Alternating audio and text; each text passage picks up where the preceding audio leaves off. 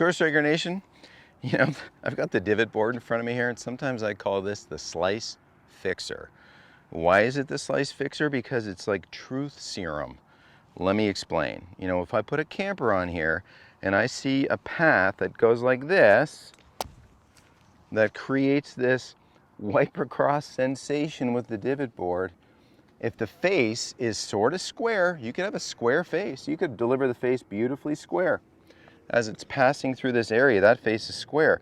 The problem is it's going across the target line.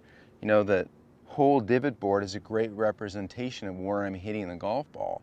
It's a nice thick stripe with which to get my inclined circle to touch on. This one was a big wipey move across.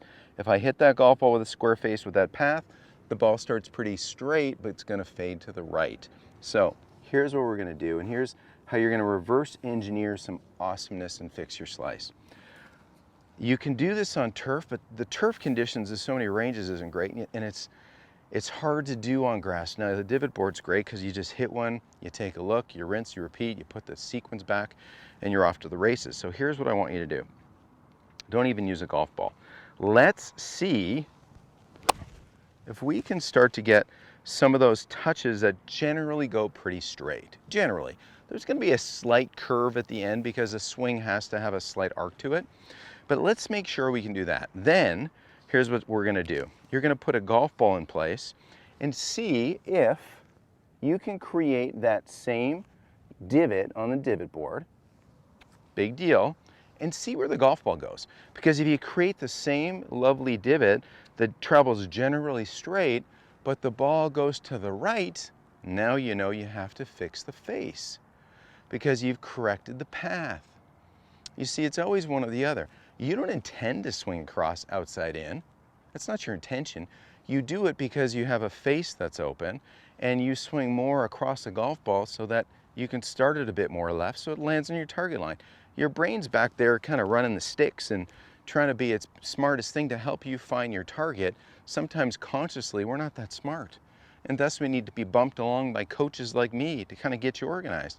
So if you can do the straightish divot and the ball still goes that way, then guess what? We're delivering a face that's open. Now I want you to understand how to have that face be square. I've done a ton of content over the years about this. One of the things that was really popular on the Golf Channel a couple of years ago in my Breaking 80, Breaking 90 series was that I taught a lot of golfers how to grip the golf club in the delivery position. What's that? Well, when you swing a club, you rotate and you get into this delivery position, which all good players are basically in a spot where their hands are in front of their trail thigh, in my case, my right thigh, and the face is tipped down a little bit. It's not wide open. So what I want you to do now is go ahead and create that delivery position. There's a flattish left wrist. There's a nice right hand on top of my left hand.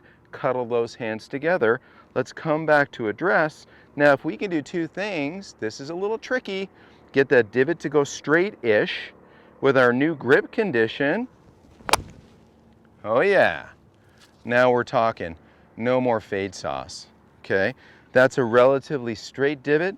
And if you look really closely here, those sequins that were collected, that couldn't be more perpendicular to my target line, right in the middle of that yellow ball. So, your task, learn how to have a straight divot.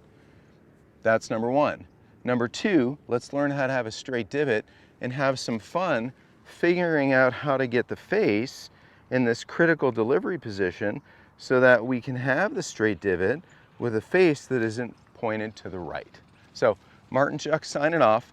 That will fix your slice. Let's have a face and path matched up to a target line, and you are off to the races.